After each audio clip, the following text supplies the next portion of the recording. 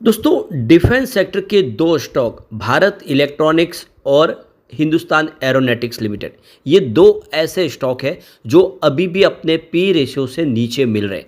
अब आप देख सकते हो कि सरकार ने डिफेंस सेक्टर के लिए इस बार बजट खोल दिया है। लगातार डिफेंस सेक्टर को मजबूत किया जा रहा है, क्योंकि इससे पहले इंडिया इंपोर्ट करता था, हर तरह के डिफेंस वेपन वगैरह इंपोर्ट करता था, लेकिन अब इंडिया एक्सपोर्टर बन चुका है। और ये बहुत बड़ी उपलब्धि है। पिछले 5-10 सालों में इंडिया 90 कंट्रीज़ में अपने वेपन वगैरह एक्सपोर्ट कर रहे हैं। और ऐसे में इस सेक्टर के लिए सरकार ने बहुत सारी नई स्कीमें लाई, पीएलआई स्कीम लॉन्च की है। ऐसे में क्या भारत इलेक्ट्रॉनिक्स लिमिटेड और एचएएल क्या कमाल कर सकते हैं? मार्केट एक्सपर्ट क्या कह रहे हैं इस समय? क्या इन स्टॉक में निवेश करना चाहिए? जानने की कोशिश करेंगे इस वीडियो के माध्यम से। लेकिन फ्रेंड्स, उससे पहले अगर आप पहली बार हमारे चैनल पे आए तो चैनल को सब्सक्राइब कर दीजिए, एक बेल आइकॉन दबा दीजिए, ताकि जब भी नया वीडियो बने पहला नोटिफिकेशन आपको मिले। वीडियो पसंद आए तो लाइक से जरूर कीजिए। चलो फ्रेंड्स, वीडियो स्टार्ट करते हैं। मैं हूँ आपका दोस्त एस बी दवे और हमारे अपने चैनल ऑनलाइन कमाई में आपका बहुत बहुत स्वागत है। तो सबसे पहले बीएल की बात कर लें, यानी भारत इलेक्ट्रॉनिक्स लिमिटेड की। तो वो 285 पर क्लोजिंग थी कल। अब आप देख सकते हो कि यहाँ पे कुछ बड़ी अपडेट निकल के आ रही है, मैनेजमेंट में कुछ बदलाव हुआ है।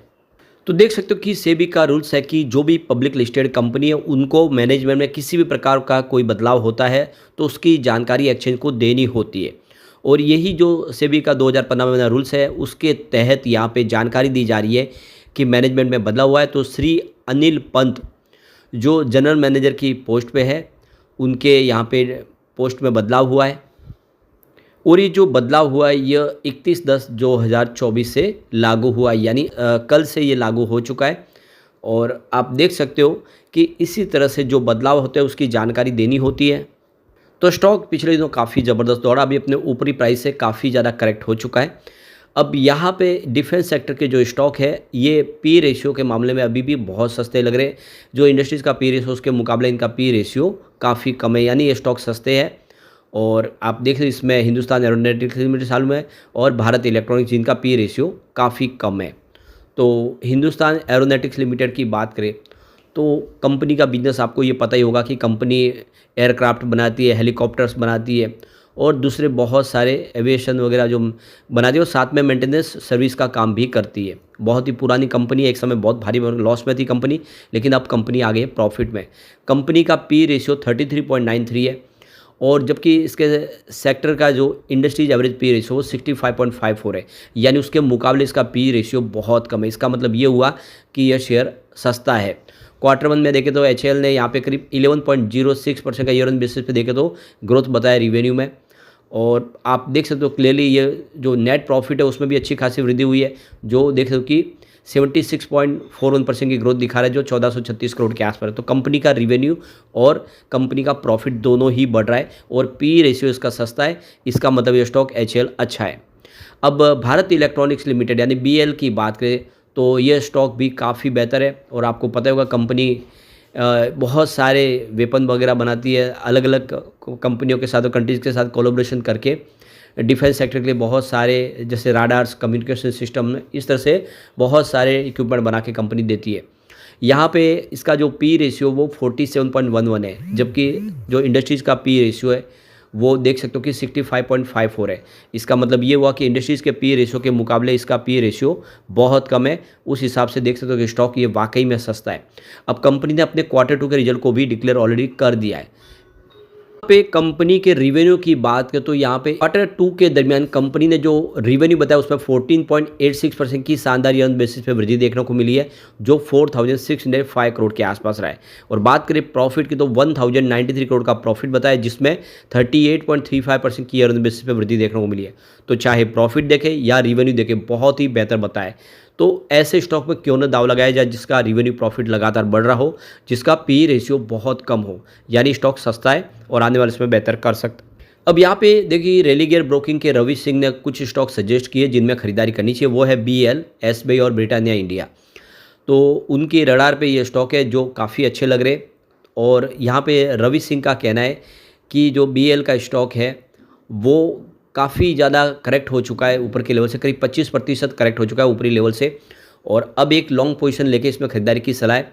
तो यहाँ पे 284 से 286 के साथ खरीदारी करनी चाहिए और इसके जो टारगेट देखने को मिलेंगे 320 से 330 के टारगेट देखने को मिल सकते हैं और आपको इसमें स्टॉप लॉस मेंटेन करना है 265 का। तो 265 के स्टॉप लॉस के साथ खरीदारी करेंगे, 330 का टारगेट देखने को मिल सकता है। यह रेलिगर ब्रोकिंग के रवि सिंह का कहना है बीएल को लेकर। एसबीआई में भी उन्होंने खरीदारी की सलाह दिया है और इसका जो टारगेट दिया 900 से 920 का, स्टॉप लॉस 770 का लगाने के लिए कहा है। तो ये दो स्टॉक और इसके अलावा ब्रिटेन एंड इंडस्ट्री में भी खरीदारी की सलाह है, जहाँ पे देख सकते हो कि यहाँ पे जो टारगेट उन्होंने दिया है वो 6400 से लेकर 6500 के बीच में है और यहाँ पे स्टॉप लॉस 5600 के आसपास लगाना। 3 स्टॉक है जो सजेस्ट किए।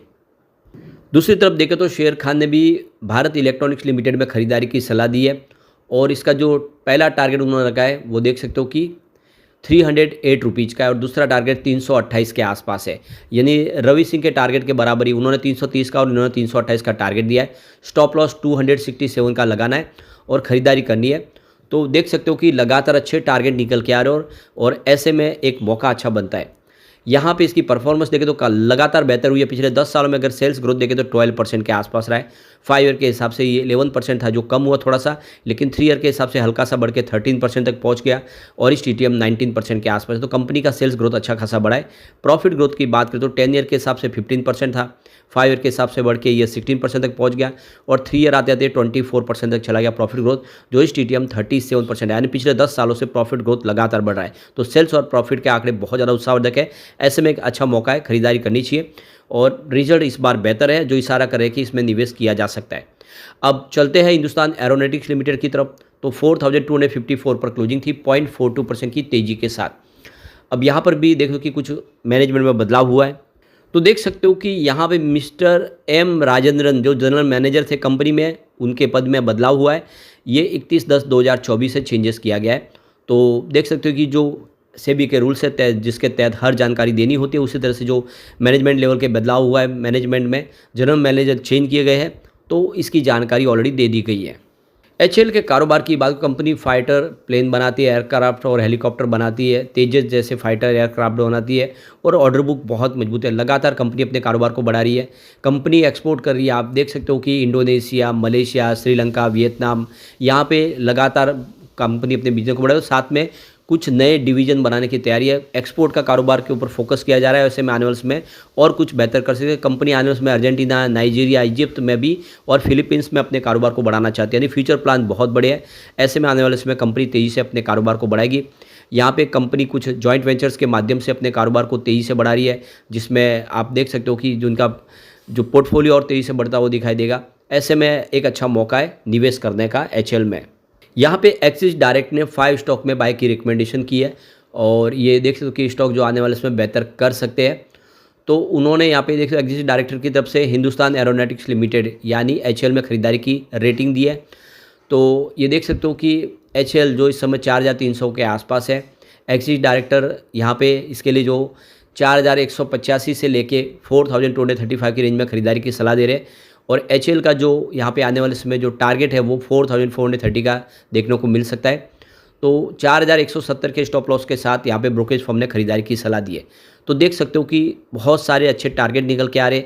डिफेंस सेक्टर मजबूत है और सरकार भी कह चुकी है कि आने वाले समय भी तेज़ी से कारोबार को बढ़ाया जाएगा। इंडिया इस समय देखें तो आत्मनिर्भर भारत के तहत डिफेंस सेक्टर में मजबूत बन रहा है और विश्व के सभी देशों में इंडिया अब एक्सपोर्टर बन चुका है, जो पहले एक इंपोर्ट करता था डिफेंस के प्रोडक्ट। और इसीलिए आने वाले समय और तेज़ी आ सकती है इन शेयरों में, जो PSU स्टॉक कमाल कर सकते हैं और काफ़ी करेक्ट हो चुके हैं। तो इन्वेस्टमेंट के बारे में सोचा जा सकता है। लेकिन फ्रेंड्स, कोई भी इन्वेस्टमेंट करने से पहले अपने फाइनेंशियल एडवाइजर से एडवाइस ले ले या अपना खुद का रिसर्च करें, क्योंकि मैंने वीडियो आपके एजुकेशनल पर्पज़ के लिए ही बनाए। वीडियो पसंद आए तो लाइक से जरूर कीजिए और चैनल को सब्सक्राइब कर दीजिए। Thank you friends.